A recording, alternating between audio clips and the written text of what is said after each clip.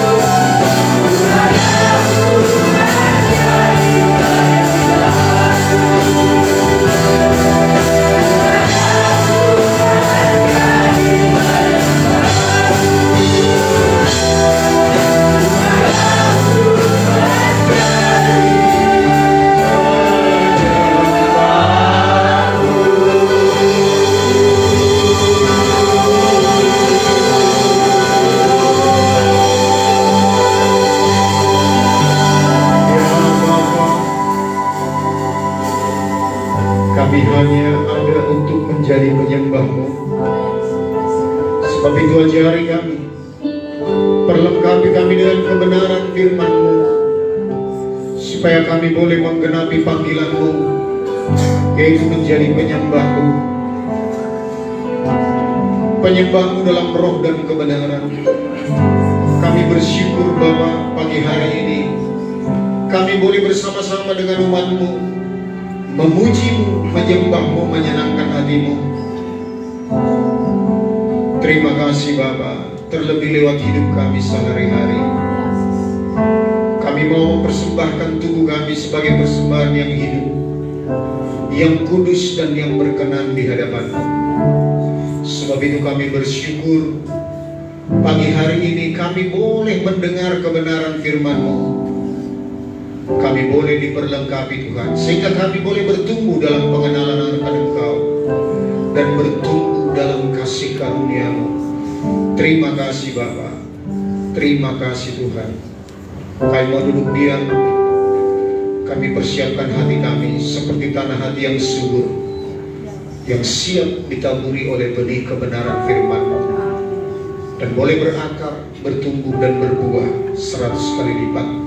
Terima kasih Bapa, kami sambut kebenaran firman-Mu hanya di dalam nama Tuhan Yesus. Kita yang siap, sama-sama kita katakan amin. Sekarang duduk Bapak Ibu yang dikasihi oleh Tuhan. Shalom bagi kita semuanya. Shalom.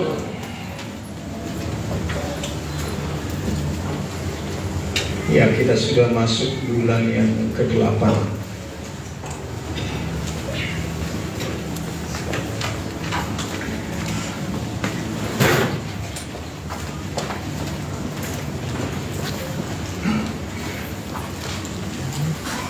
Kebetulan minggu kemarin bukan saya yang bawa kebenaran firman Tuhan, jadi saya lanjut yang 2 minggu kemarin dan juga kemarin hari Rabu dalam doa malam dan pemuritan. Saudara masih ingat kira-kira apa yang saya bagikan 2 minggu kemarin tentang foto yang blur? Foto yang blur itu yang tidak jelas. Kalau sebuah foto blur, tentu kita tidak bisa menangkap secara jelas hasil daripada foto ini, karena blur dia. Jadi banyak yang membuat blur kebenaran firman Tuhan yang sudah terbiasa kita dengar. Apa yang membuat dari generasi ke generasi membuat suatu kegerakan rohani itu menjadi stagnan adalah salah satu karena blurnya kebenaran firman Tuhan. Selain kami hamba-hamba Tuhan yang membagikannya juga kurang akurat atau belum dibukakan rahasia pewahyuan yang baru, itu yang membuat gambar juga blur. Nah begitu.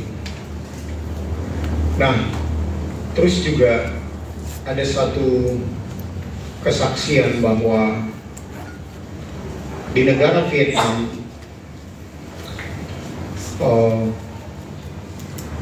ada seorang tentara yang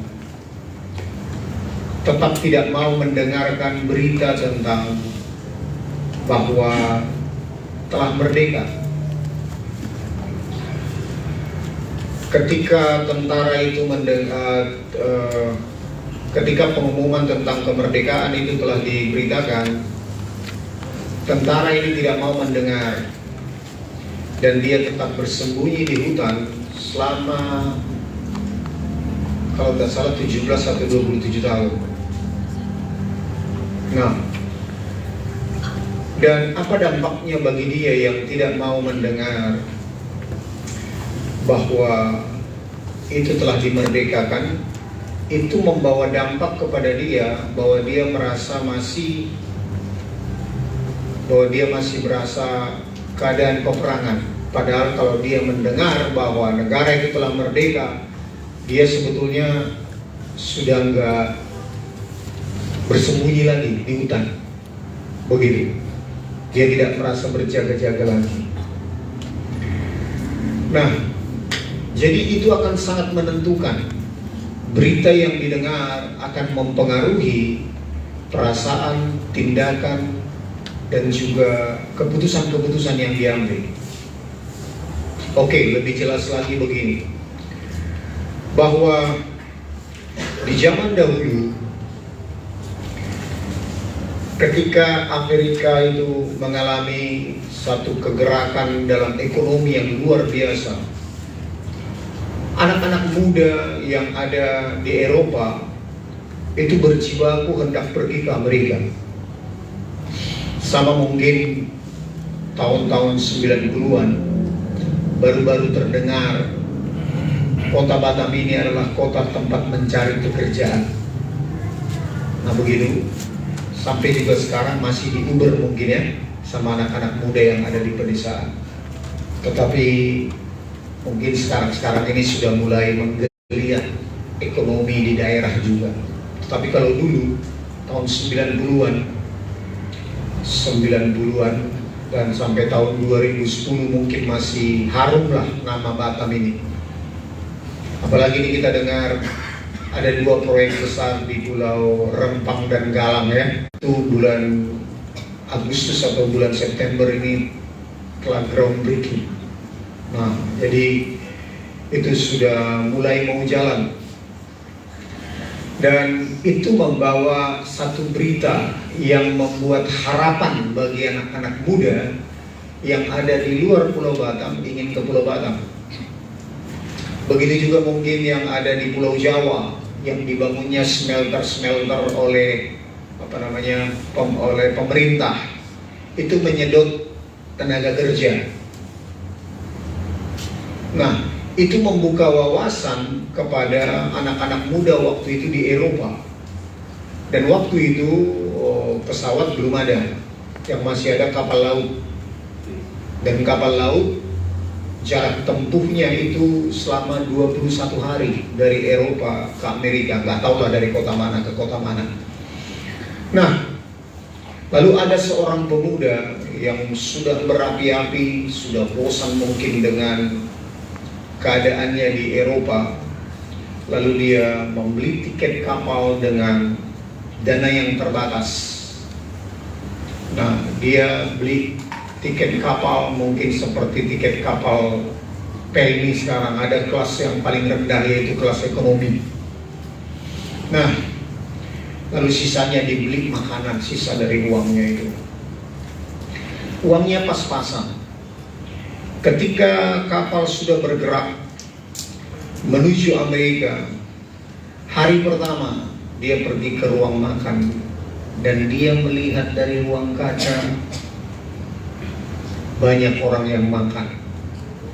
Dia perhatikan, dia lihat, muncul seleranya. Dia telan air liurnya, dia tahan-tahan. Lalu dia kembali ke tempatnya. Lalu dia memakan bekal yang dia bawa, sisa daripada uangnya itu. Nah, hari demi hari dia lewati itu. Sampai hari ke-21 dia melakukannya, dia menahan seleranya.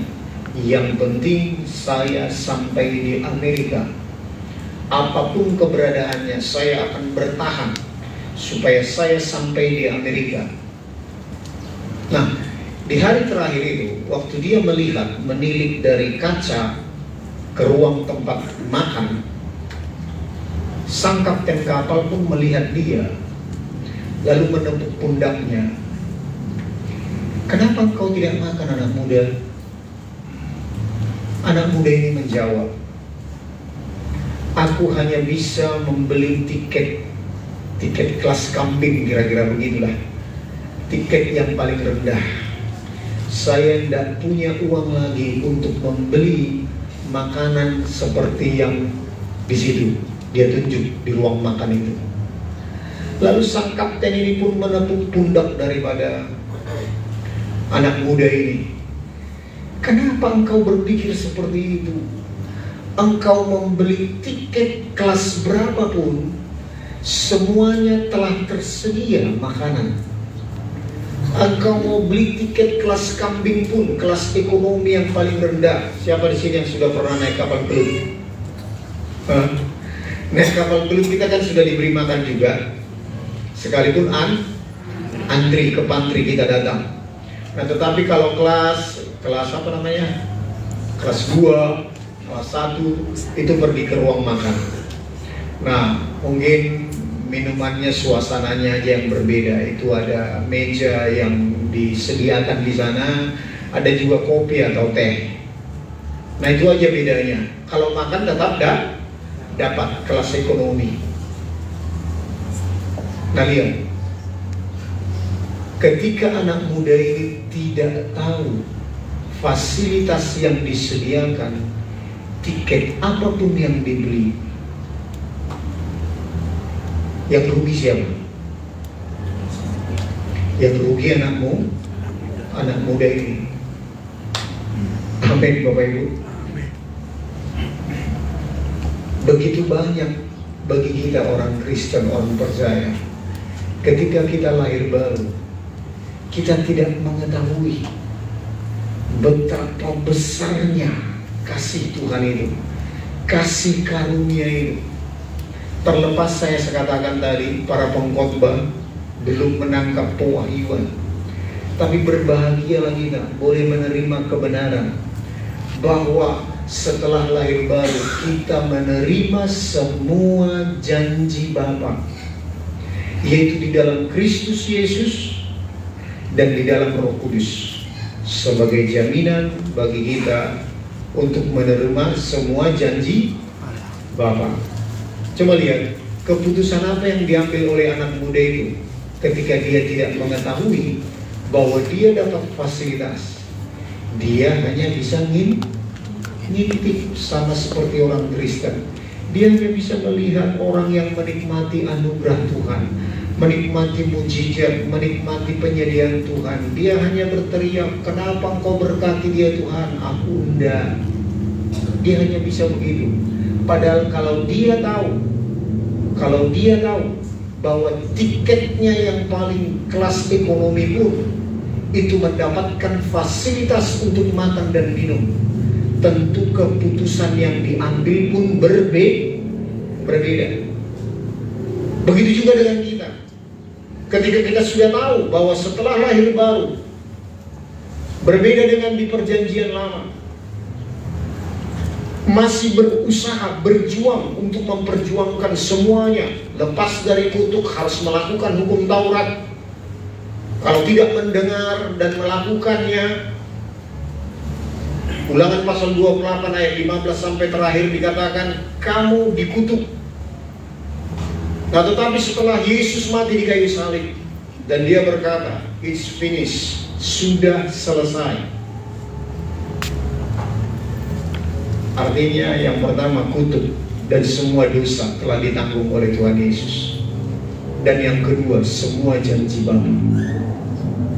Amin Bapak Ibu. Amin. Nah pertanyaannya, kenapa Adam diciptakan di hari ke-6?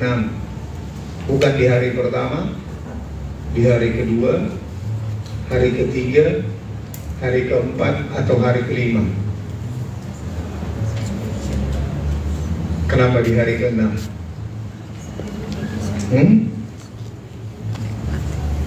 Coba kalau diciptakan di hari pertama, belum ada darat, merlang terus. Iya kan? Yang ada air, nggak bisa mendarat karena belum diciptakan pulau, darat-daratan. Atau juga belum diciptakan tumbuh-tumbuhan, belum ada makanan. Belum diciptakan ikan, belum ada makanan ikan. Kenapa diciptakan hari yang ke-6? Karena diantara semua ciptaan itu, yang paling mulia adalah manusia, karena diciptakan serupa dan segambar dengan Dia. Amin. semua telah disediakan. Adam yang pertama itu hasil daripada penciptaan. Tetapi Adam yang kedua dan gereja perjanjian baru itu adalah penebusan. Penebusan. Apa beda berkat penciptaan dan berkat penebusan? Berkat penebusan itu jauh lebih mulia daripada berkat penciptaan. Sebab penebusan belum ada darah Kristus yang tercurah untuk menebus setiap kutuk. Nah, coba kita lihat dulu 2 Korintus pasal yang pertama ayat 21 sampai 22.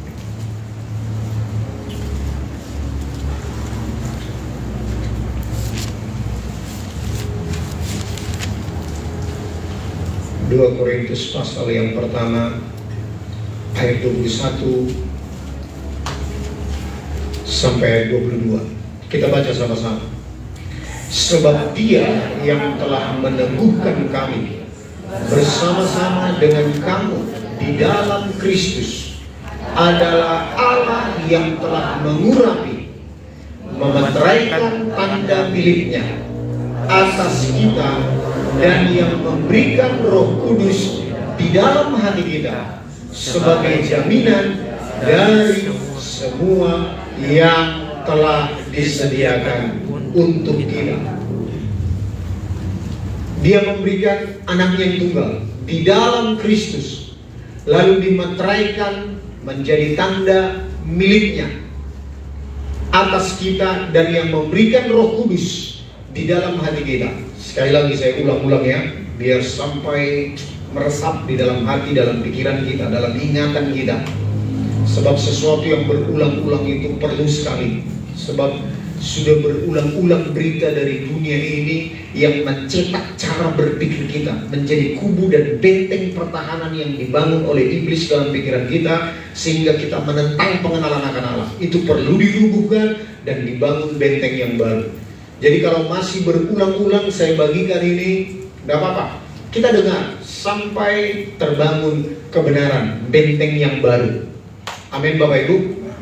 Nah lihat, di perjanjian lama Kristus belum dinyatakan di dalam pribadi kita. Kolose 1 ayat 26 sampai 27 dikatakan bahwa rahasia itu berabad-abad telah disimpan dan sekarang dinyatakan bagi orang-orang kudusnya. Dan Kristus itu ada di dalam kita. Nah, itu rahasia yang berabad-abad. Di zaman perjanjian lama disimpan. Jadi disimpan. Tetapi ketika Yesus mati di kayu salib, lalu bagi kita gereja perjanjian baru yang menerima dia, dan juga yang percaya bahwa dosa kita telah diampuni dan kita menerima dia sebagai Tuhan dan Juru Selamat, dikatakan dimeteraikan tanda miliknya atas kita. Banyak ayat firman Tuhan di gereja di perjanjian baru yang menyatakan demikian, bahwa kita adalah miliknya.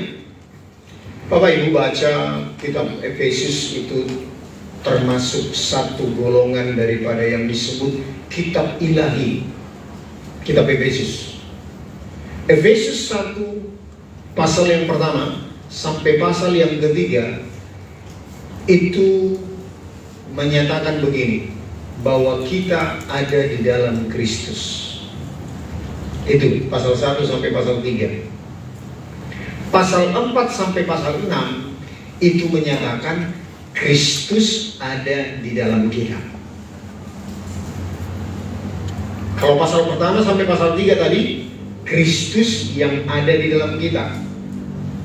Oh, kita yang ada di dalam Kristus. Jadi Bapak Ibu baca pasal pertama, pasal 2, pasal 3, selalu diulang-ulang ini. Kita di dalam Kristus, kita di dalam Kristus, kita di dalam Kristus. Mulai pasal yang pertama, pasal pertama, ayat pertama, 2, 3, 4, 5, 6. Terus diulang-ulang. Kita di dalam Kristus, kita di dalam Kristus, kita di dalam Kristus. Nah, pasal 4 sampai pasal 6 itu setelah kita menyadari bahwa kita di dalam Kristus, baru kita menyatakan Kristus yang ada di dalam kita, baru kita melakukan perbuatan baik. Amin. Jadi kita menyadari dulu bahwa Kristus ada di dalam kita. Itulah harta rohani kita. Bagi yang menyadari ini tidak susah. Sama seperti anak muda tadi. Kalau dia lapar, dia hanya tinggal pergi ke ruang makan. Lalu dia makan di sana. Tidak perlu dia bekerja keras. Kalian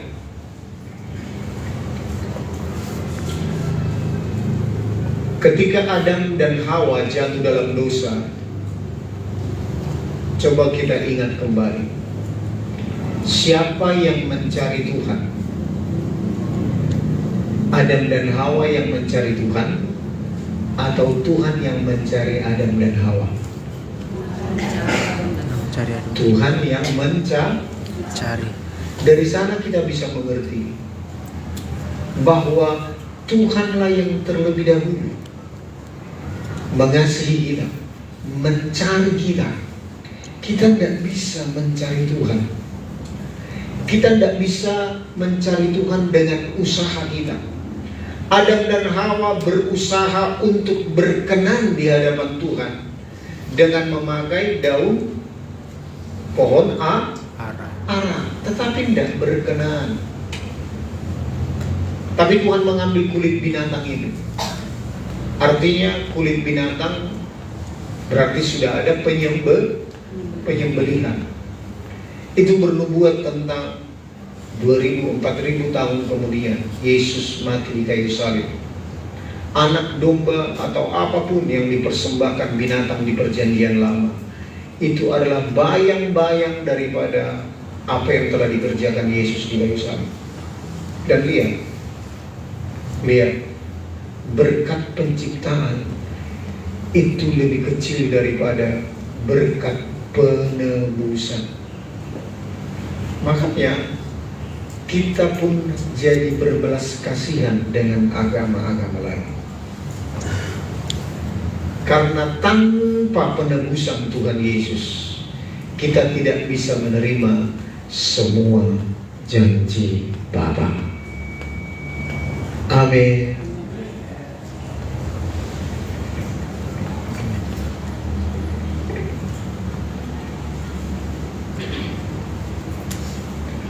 Lihat, jadi bukan hanya pewahyuan yang belum terbuka yang membuat gambar itu jadi blur. Saya ulang lagi 2 minggu kemarin, ya. Juga keterbatasan bahasa. Nah, bahasa yang ada di dunia ini, yang paling kaya adalah bahasa Greka. Nanti cari di Google. Bahasa Greka memiliki kosakata 5 juta kosakata. Bahasa Greka. Bahasa Inggris berapa? 1 juta. Bahasa Indonesia berapa? Berapa kosakata? Cuma 100.000. Bahasa Batak berapa? Berapa kosakata? Oh, nggak tahu. Bahasa Urdu. Kalau ada lagi bahasa yang paling di hutan sana, lebih kecil lagi kosakatanya. Mungkin udah ngerti mungkin ya. Keterbatasan bahasa ini membuat kita menerima kebenaran firman Tuhan itu juga menjadi blur, nggak jelas. Sama seperti yang pernah saya bagikan 2 minggu kemarin. Apa bedanya melahap dengan mencicip? Padahal sama-sama makan. Kalau mencicip itu gimana? Mencicip begini sambil lihat-lihat lampu kan? pelan-pelan, betul? Itu makan juga. Tapi kalau makan lahap, cepat apa enggak? Mana lebih cepat daripada mencicip? Melahap, mokus, rakus, itu melahap, nggak sabar. Paling berapa kali gigitan ya, berapa kali kunyah, sudah langsung menelan. Nah itu kalau melahap.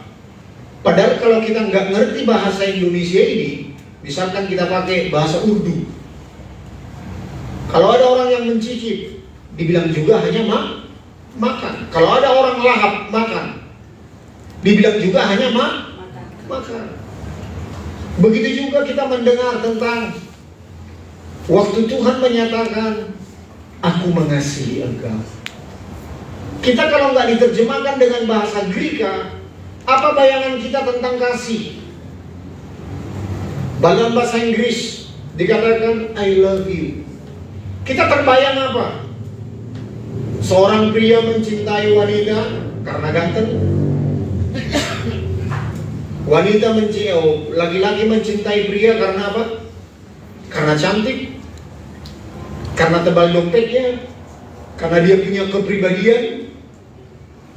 Ada alasan-alasan kenapa mencintai, mengasihi. Karena film Hollywood. Itu yang terpampang di depan kita. Padahal bahasa Greka daripada bahasa kasih, kata kasih itu ada 4. Saya ulang lagi ya.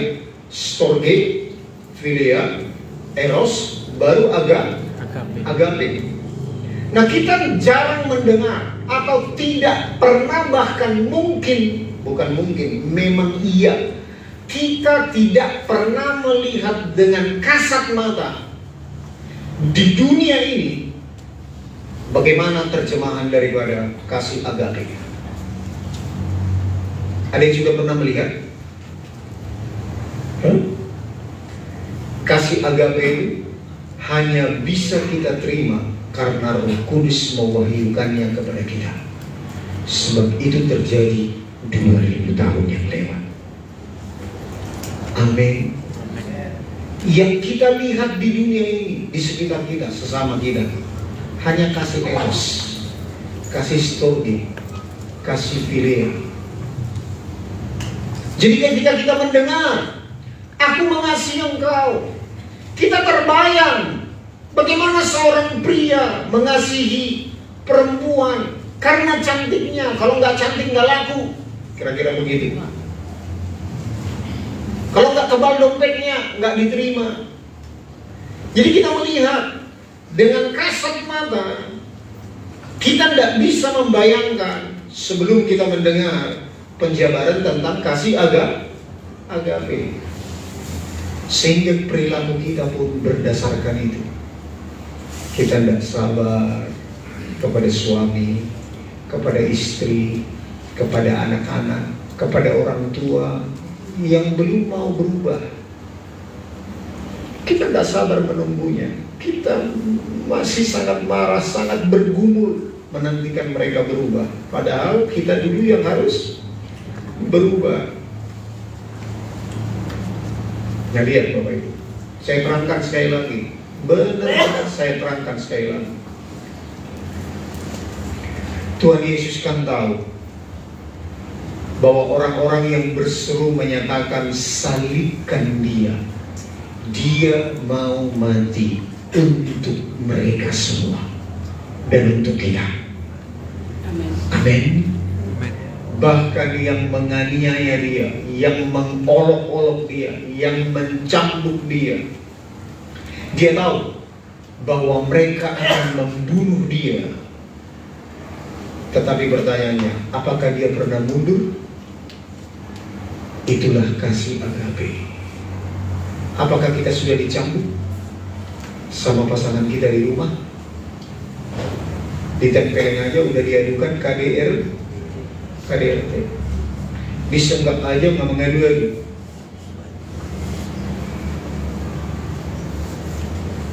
Belum seberapa, tetapi itulah yang kita saksikan di dunia ini. sehingga kita tidak mudah untuk menerima pewahyuan yang benar tentang kasih agape itu. Tetapi Roh Kudus diberikan kepada kita supaya kita boleh menerima bahwa kasih agape itu adalah kasih tanpa syarat. Bukan tadi pakai syarat karena tebal dompetnya, karena ganteng, karena cantik, karena baik, karena kasih tanpa syarat itu tidak tergantung kepada respon dari orang yang dikasihi. Sekalipun respon daripada orang yang dikasihi, yang ditebus oleh Tuhan Yesus, menganiaya dia semuanya, mengolok-olok dia, dia tetap naik ke kayu salib. Lalu dia berkata, Bapa, ampunilah mereka, sebab mereka tidak mengerti. Mereka tidak paham tentang kasih agape. Mereka tidak ngerti. Tapi bagi kita yang telah mengerti kasih agape, marilah kita praktekkan seperti apa kata firman Tuhan. Yohanes 13 ayat 34. Coba dibuka. Inilah perintah baru bagi kamu.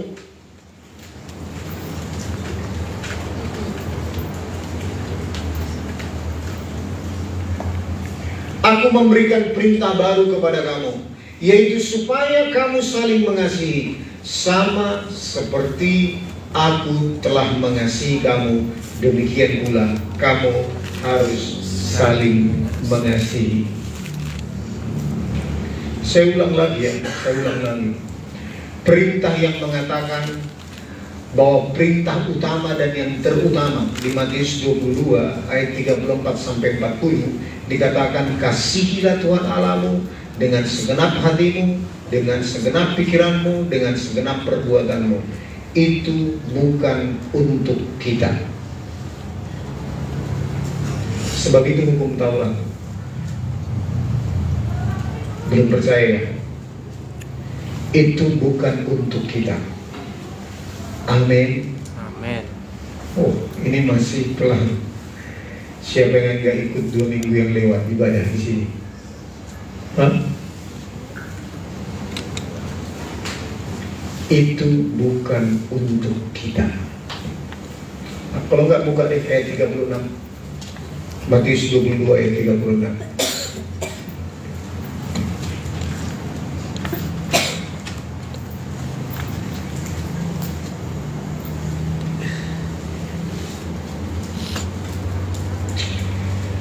Ayat 35, karena belum dinyatakan siapa yang bertanya ini ya. Dan seorang dari mereka, seorang ahli Taurat bertanya untuk mencobai dia. 36, Guru, hukum manakah yang terutama dalam hukum Taurat? 37, jawab Yesus kepadanya, kasihilah Tuhan Allahmu dengan segenap hatimu, dan dengan segenap jiwamu, dan dengan segenap akal budimu. 38, itulah hukum yang terutama dan yang pertama. 39, dan hukum yang kedua yang sama dengan itu ialah kasihilah sesamamu manusia seperti dirimu sendiri. Lalu 40, pada kedua hukum inilah tergantung seluruh hukum Taurat dan kitab para nabi. Lihat, salah satu dari ahli Taurat itu bertanya, hukum manakah dalam hukum Taurat? Dalam hukum Taurat, hukum yang pertama dan yang terutama itu tadi, mengasihi Tuhan Allah dengan segenap. Yang kedua, mengasihi sesama. Itu dalam hukum Taurat. Amin, Bapak Ibu. Coba buka 1 Timotius 1 ayat 8 sampai 9.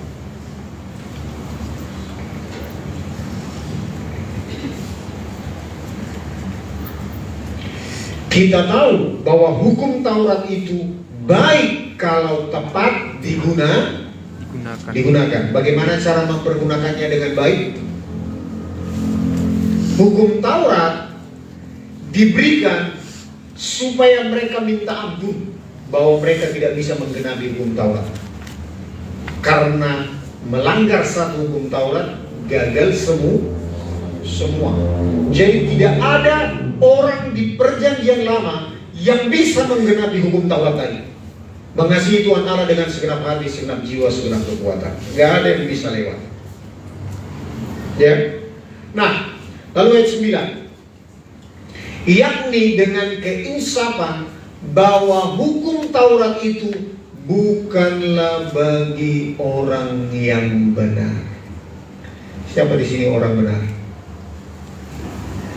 Gak yakin ya? Halo Bapak Ibu, siapa di sini orang benar?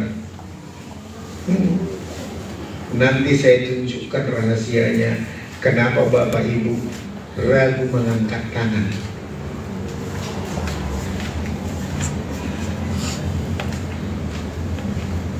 Ya, kenapa ragu mengangkat tangan bahwa kita adalah orang benar? Ya. Nah, itu hukum Taurat itu bukanlah bagi orang yang benar, melainkan bagi orang durhaka dan orang lalim, bagi orang fasik dan orang berdosa, bagi orang duniawi dan yang tak beragama, bagi pembunuh bapa dan pembunuh ibu, bagi pembunuh pada umumnya, dan seterusnya. Baca ayat 10 nanti. Jadi hukum Taurat itu bagi orang durhaka, bukan bagi orang benar. Halo. Amin. Hukum Taurat bukan untuk kita. Katakan ke samping kiri kananmu, hukum Taurat itu bukan untuk kita. Amin. Amin. Jadi jangan terlalu memaksakan kehendak kepada pasanganmu, tapi mintalah anugerah Tuhan.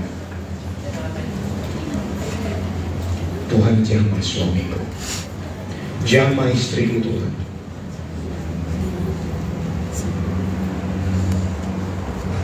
Karena terlalu banyak kadang-kadang peraturan yang lebih kuat dari hukum Taurat di rumah tangga kita.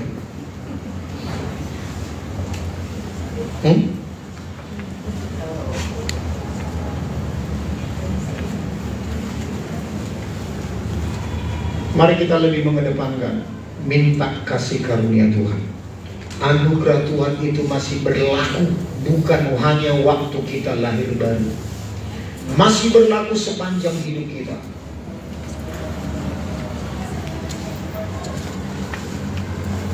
Nah, lihat kembali ke ayat Matius 22 ayat 40 tadi.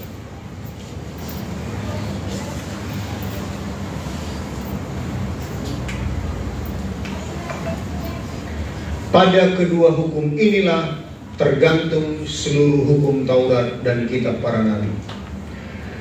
Apakah kita masih mendengar di gereja-gereja masih menekankan mengasihi Tuhan Allah dengan segenap hatimu, segenap jiwamu, dengan segenap kekuatanmu? Ada gereja yang sangat besar di Medan punya visi ayat 39 itu, ayat 38 itu. Mengasihi Tuhan Allah dengan segenap hati, jiwa, dan kekuatan. Ada gereja yang besar. Ayat 37. Mereka tidak sadar, mereka sedang melakukan hukum Taurat. Padahal hukum yang diberikan kepada kita, perintah yang baru diberikan Tuhan kepada kita, hendaklah kamu mengasihi sesamamu sama seperti Tuhan mengasihi. Apa bedanya? Kalau hukum Taurat itu kita berusaha untuk melakukannya, baru Tuhan memberkati kita mengasihi sesama. Oh, ini enggak. Kita menyadari bahwa Tuhan kita mengasihi kita terlebih dahulu, baru kita bisa mengasihi sesama. Amin. Amin. Coba kita buka Matius pasal yang keempat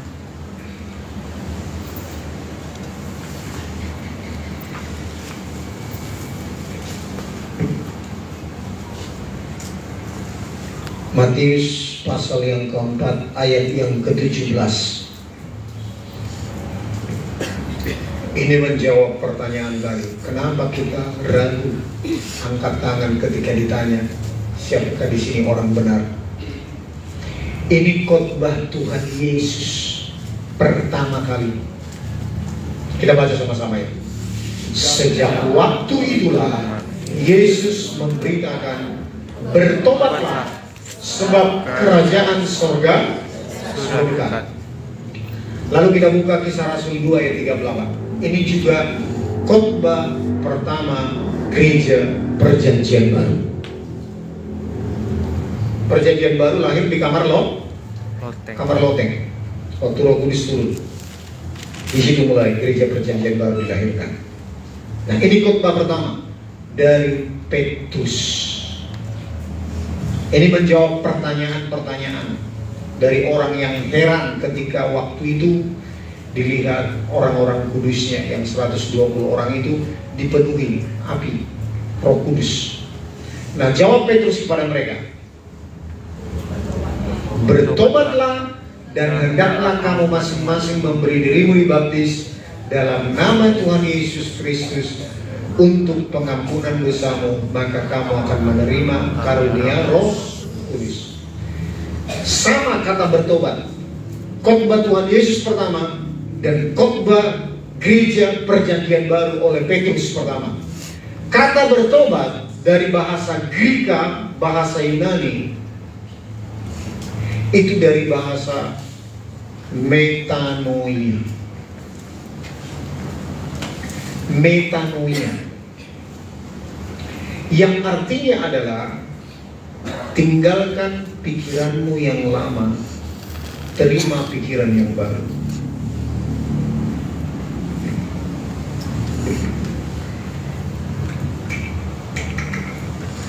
Meta artinya sesudah, noia artinya pikiran. Jadi metanoia artinya tinggalkan cara berpikirmu yang lama, terimalah cara berpikir yang baru. Lalu apa hubungannya dengan bertobatlah, khotbah Tuhan Yesus pertama tadi? Sebab kerajaan surga sudah dekat. Apa artinya? Sebelum saya terangkan itu, waktu di zaman itu tahun 1500 mulai diterjemahkan dalam versi King James. Waktu itu, ini kan penterjemah bisa salah. Waktu itu diterjemahkanlah kata bertobat ini bukan lagi berdasarkan kata metanoia, tetapi berdasarkan kata repent dalam bahasa Inggrisnya, yang artinya adalah sesalilah dosa-dosamu. Makanya lahir gereja mula-mula ketika ini sebetulnya mulai dari pemerintahan Kaisar Konstantin. Nah, terus merebak berkembang kepada gereja yang dipimpin oleh Katolik. Nah, jadi kata repent ini bukan lagi membuat arti kepada tinggalkanlah cara berpikirmu yang lama, terima cara berpikir yang baru, tetapi melihat kepada perbuatan dosa daripada apa yang barusan kita lakukan. Jadi kata bertobatlah itu artinya menyesali perbuatan kita. Siapa yang masih sependapat kata bertobatlah artinya menyesali perbuatan? Nggak ada yang percaya ya? Menyesali perbuatan, menyesali dosa yang kita lakukan. Itu arti kata bertobat yang berasal dari kata repent. Itu salah terjemahan. Nah, coba kita buka Ibrani pasal 10 ayat 2 sampai ayat 3 supaya makin jelas. Lihat, kita baca ya. Sebab jika hal itu mungkin, pasti orang tidak mempersembahkan korban lagi. Sebab mereka yang melakukan ibadah itu tidak sadar lagi akan dosa setelah disucikan sekali untuk selama-lamanya. Tetapi justru oleh korban-korban itu setiap tahun orang diperingatkan akan adanya dosa. Artinya pengampunan itu dilakukan berulang-ulang. Itu artinya sesali perbuatanmu, sesali dosamu. Kalau menyesali dosa bisa menyelamatkan kita. Saya mau tanya, Judas Iskariot menyesal apa enggak? Tapi kenapa dia? Kita nggak menghakimi ya. Dia bunuh diri, dia gantung diri, dia masuk neraka apa tidak? Judas Iskariot menyesal apa enggak? Petrus menyesal apa enggak? Petrus masuk surga apa enggak?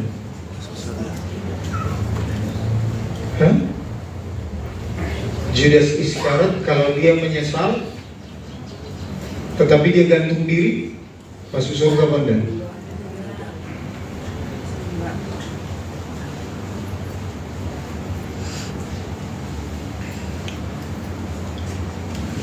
Lihat, ini mari perhatikan Bapak Ibu. Ini serius nih, serius. Bertobat terjemahannya bukan menyesali perbuatan. Bertobat artinya, yang pertama-tama, metanoia itu artinya mengubah cara berpikir yang lama, terima cara berpikir yang baru. Waktu Tuhan mengatakan, bertobatlah sebab kerajaan surga sudah dekat. Artinya, siapa yang mempunyai kerajaan surga itu? Tuhan Yesus. Dia datang untuk memberikan apa? Membawa apa? Membawa kabar baik. Kabar baik tentang apa? Kasihnya yang akan mau dinyatakan di kayu salib. Itu artinya kerajaan surga sudah dekat. Aku mau datang memberikan kasihku kepadamu, sehingga kau tidak perlu lagi mengingat dosa-dosa pelanggaranmu. Itu digenapi dengan ayat ini. Tetapi justru oleh korban-korban itu setiap tahun orang diperingatkan adanya dosa. Korban Yesus di kayu salib bukan untuk mengingat-ingat kita akan dosa, bukan untuk menyesali akan dosa. Kita menyesal, oke, tetapi kita harus menerima cara berpikir yang baru dari Tuhan. Amin. Bahwa Dia mengasihi kita. Dia mengasihi kita tanpa syarat. Mungkin tadi yang tidak yakin mengangkat tangan waktu saya tanya, siapa di sini orang benar? Mungkin baru bertengkar di rumah. Atau tersinggung tadi karena tukang ojek.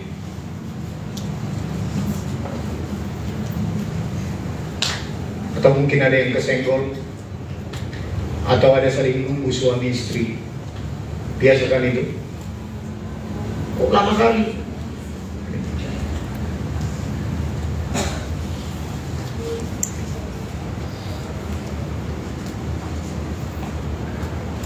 Kalau kita marah, apa peristiwa yang kita lakukan selanjutnya ketika kita datang kepada Tuhan?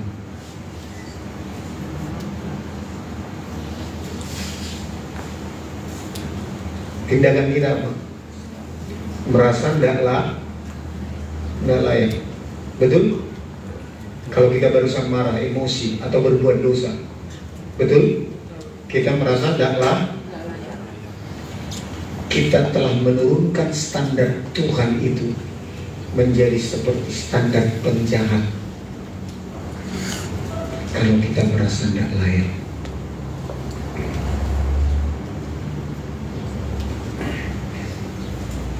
Kenapa? Mulai bangkit dulu berdiri saya, biar nggak kelihatan. Kenapa?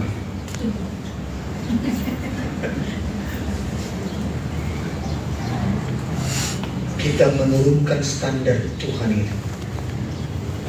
Kita pikir dia seperti penjahat kelas kakap.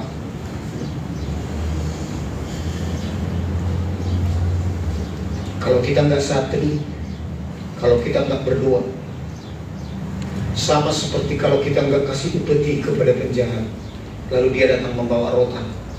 Oh, kamu nggak saat teduh tadi ya? Kamu nggak berdoa hari ya?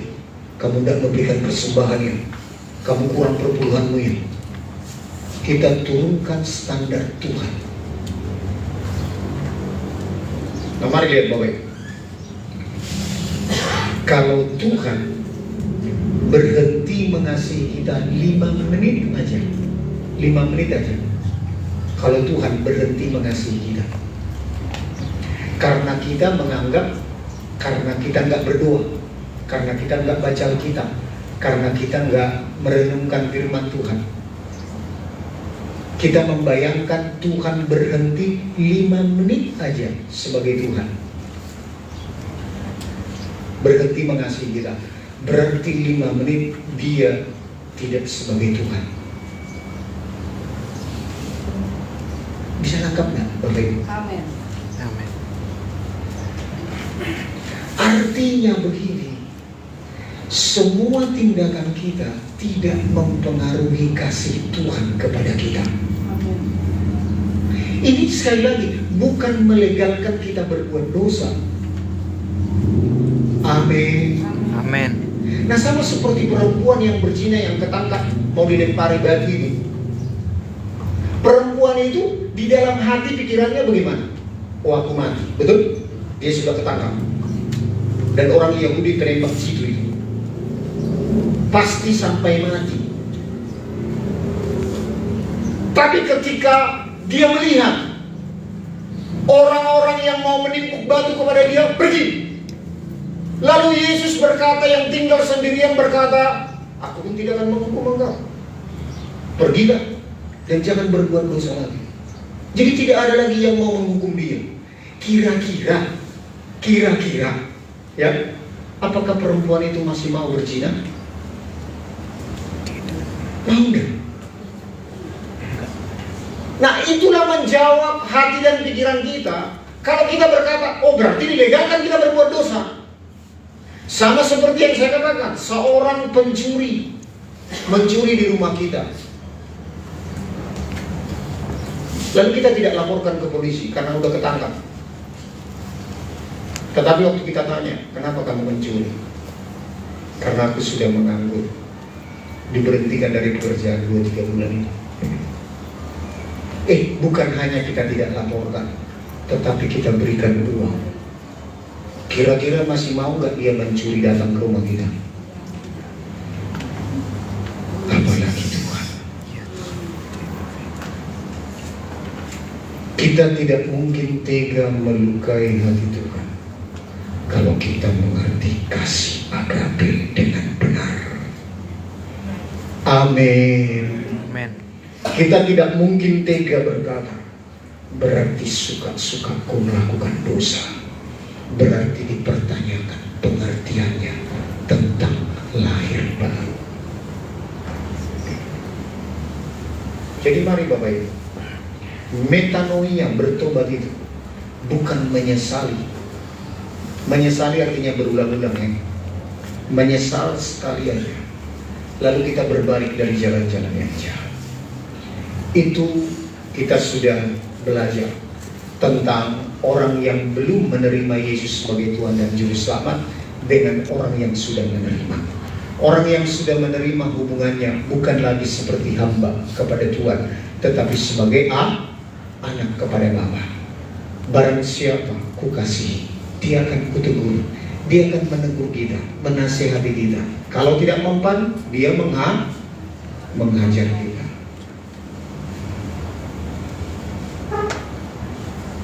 Jadi mari kita mendengar tentang kasih.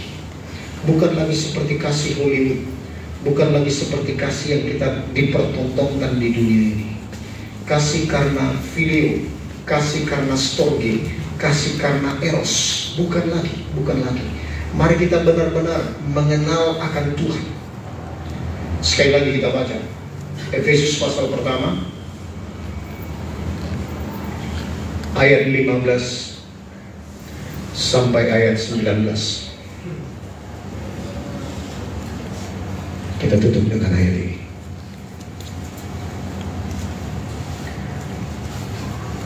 Kita baca 2-3. Karena itu, setelah aku mendengar tentang imanmu dalam Tuhan Yesus dan tentang kasih-Mu terhadap semua orang kudus, aku pun tidak berhenti mengucap syukur karena kamu. Dan aku selalu mengingat kamu di dalam doa dan meminta kepada Allah Tuhan kita Yesus Kristus, yaitu Bapa yang mulia itu, supaya Ia memberikan kepadamu roh hikmat dan wahyu untuk mengenal Dia dengan benar, dan supaya Ia menjadikan mata hatimu terang, agar kamu mengerti pengharapan apakah yang terkandung dalam panggilannya, betapa kayanya kemuliaan bagian yang ditentukannya bagi orang-orang kudus. 19. Dan betapa hebat kuasanya bagi kita yang percaya sesuai dengan kekuatan kuasa. Paulus berdoa, ini yang sering saya doakan dari mimbar sebelum memberitakan firman Tuhan. Tuhan berikan kami roh hikmat dan wahyu dan pengertian. Berikan kami telinga yang mendengar, hati yang memahami, dan pikiran Kristus, yaitu pikiran yang mengerti kehendak Allah dan mau melakukannya. Ini doa Paulus, supaya dia memberikan kepada kita roh hikmat dan wahyu, supaya kita mengenal Dia dengan benar. Kita bertumbuh dalam pengenalan akan Dia. Kita nggak datang sebagai orang Kristen, kan ada kepercayaan yang dulu lah. Misalkan ketabrak apa, atau juga jatuh sakit. Masih ada nggak orang Kristen yang berkata begini, iya Pak, aku Tuhan izinkan sakit supaya aku rendah hati. Ada nggak orang Kristen yang masih berkata begitu? Ada. Ya. Atau coba kita pergi ke rumah sakit, berarti orang-orang rendah hati semuanya yang di rumah sakit. Oh iya, aku diizinkan Tuhan masuk penjara supaya aku rendah hati. Kita ketemu para narapidana, rendah hati semuanya.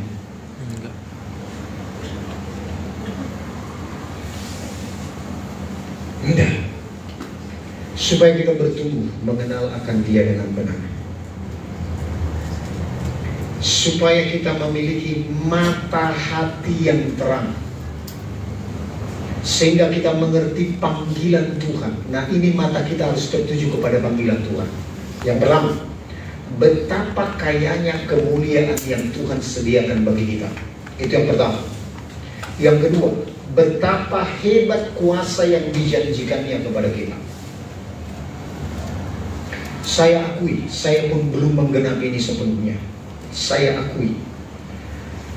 Dan saya selalu membayangkan beberapa hari terakhir ini, ketika mendengar, membaca, merenungkan firman Tuhan ini. Kita tadi membicarakan penumpang yang pergi ke Amerika itu. Kita masih mengatakan mungkin dalam hati pikiran kita memang goblok dia, tetapi tanpa sadar kita juga sedang ada di dalamnya. Kita sedang ada di dalamnya. Betapa besar kasih anugerah Tuhan yang disediakan dalam kita. Bapak bisa mengukur, Bapak Ibu bisa mengukur betapa besar, betapa kayanya kemuliaan yang Tuhan sediakan. Siapa yang percaya kemuliaan yang Tuhan sediakan yang paling tinggi adalah sama seperti kemuliaan yang diberikan Bapa kepada anaknya. Roma 8 ayat 17. Itu paling besar nanti kita terima. Dan betapa hebat kuasanya. Kalau Bapak Ibu baca ayat 20, sama seperti Tuhan membangkitkan Yesus dari antara orang mati. Begitulah hebatnya kuasa yang Tuhan sediakan bagi kita. Begitulah besarnya kemuliaan yang Tuhan sediakan bagi kita. Dan itu sudah kita terima ketika kita menerima Yesus Kristus. Amin. Amin. Kalau tadi yang terakhir, sekarang penghabisan ya. Ya. Nah sekarang kita telah melihat betapa besar anugerah Tuhan itu. Kita sedang membuka hati kita, menerima pakai sendok atau pakai sekop, pakai ember, pakai drum, atau pakai apa? Hah? Pakai apa kita menerimanya? Roma 5 ayat 2 dan 3, ayat 1 dan 2. Beginilah kita cara menerima anugerah Tuhan yang sudah Tuhan sediakan itu di dalam Kristus Yesus dan Roh Kudus sebagai jaminan. Mari kita baca sama-sama. 2. Sebab itu kita yang dibenarkan karena iman, kita hidup dalam damai sejahtera dengan Allah oleh karena Tuhan kita Yesus Kristus.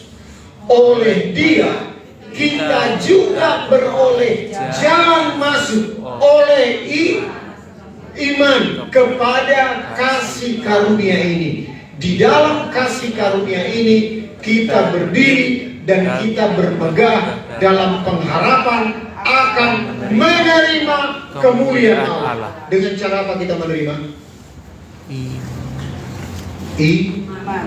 Iman. Iman siapa? Iman si menjutak. Imannya Tuhan. Imannya Tuhan. Semenjak kita menerima Yesus sebagai Tuhan dan Juru Selamat dalam hidup kita, Galatia 2 ayat 20 mengatakan, aku hidup, tetapi bukan lagi aku yang hidup. Terjemahan bahasa aslinya katanya, ya, yaitu Kristus. Imannya Kristus yang tinggal di dalam hidup kita. Waktu Dia berfirman, kita menerima dan percaya. Enggak ada lagi kata-kata terakhir, kata-kata penghabisan ya. Nanti ayat terakhir, ayat penghabisan. Ayat apa lagi?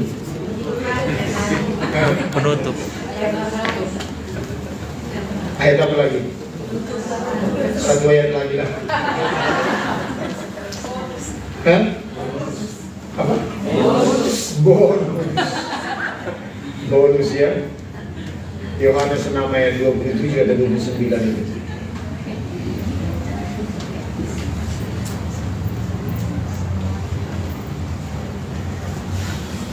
Ayat 29 coba. Jawab Yesus kepada mereka, inilah pekerjaan yang dikehendaki Allah, yaitu hendaklah kamu percaya kepada Dia yang telah diutus Allah. Jadi respon kita hanya percaya, karena iman yang telah diberikan kepada kita. Kapanpun Tuhan berfirman, respon kita hanya percaya. Amin.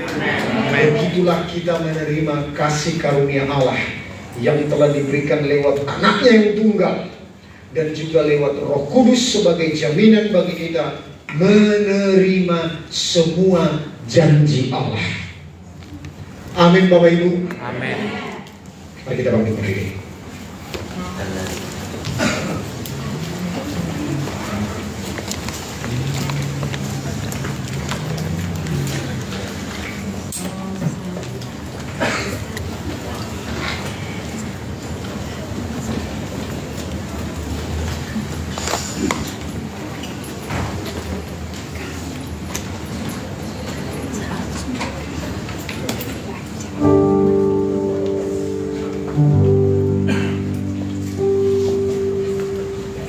Saya panggil para pelayan perjamuan kudus. Mari kita melayani. Hanya Kau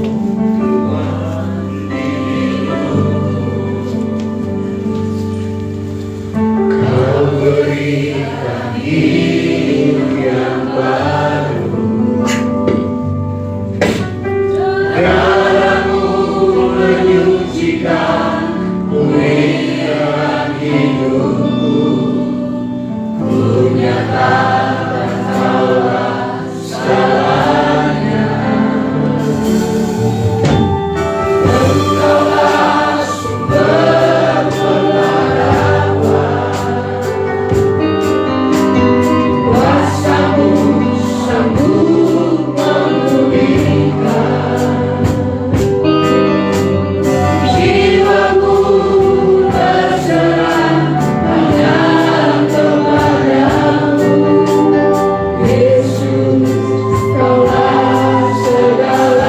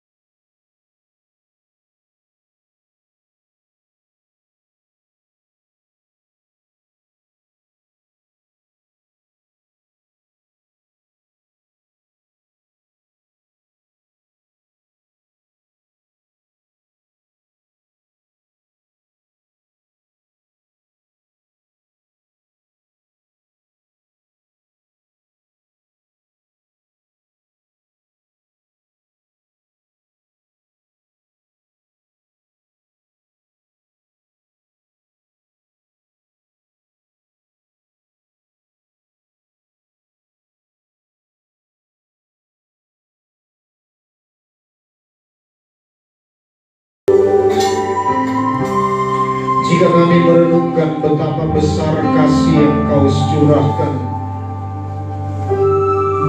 yang telah Kau berikan bagi kami di kayu salib 2000 tahun yang lalu. Terima kasih Roh Kudus, Engkau yang menerjemahkan betapa besarnya kasih-Mu, kasih yang tanpa syarat itu.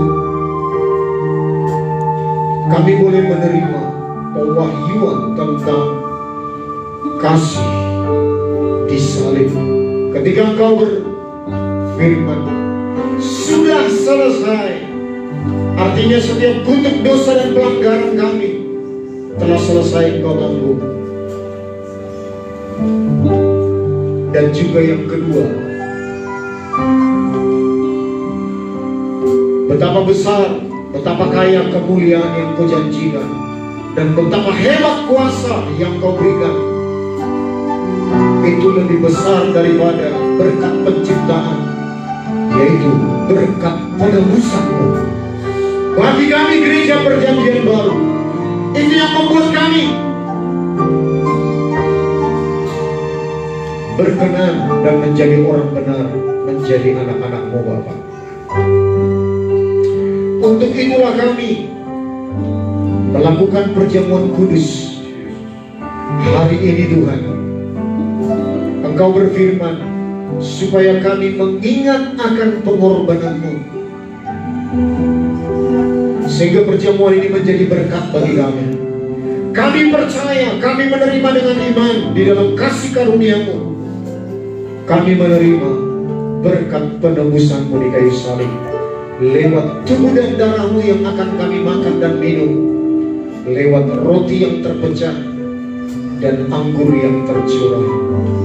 Sebab itu, terima kasih berkat-Mu, Engkau yang telah melayakkan para pelayan-pelayan-Mu Tuhan, untuk menjadi saluran berkat bagi kami, sehingga kami boleh menikmati tubuh dan darah-Mu yang membawa kami sampai kepada kekekalan. Terima kasih Bapa, kami sambut berkat-Mu, tubuh dan darah-Mu. Haleluya. Mari silakan dijalankan.